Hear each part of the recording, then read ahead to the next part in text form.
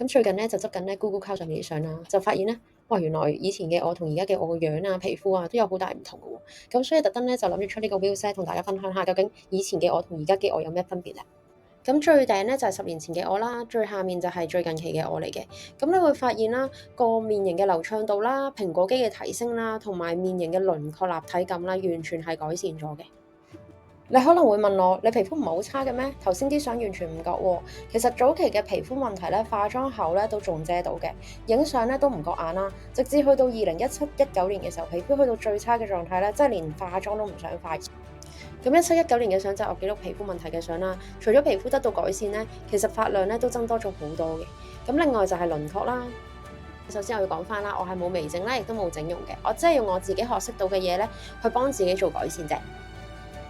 咁究竟我做咗啲咩呢？我做咗 facial 啦、小顏啦、撥筋啦，同埋生髮 treatment，呢啲都係我罐頭嘅 treatment 嚟嘅。其實揾啱方法咧，好多嘢都可以改善嘅。咁有咩問題隨時 DM 我哋啦。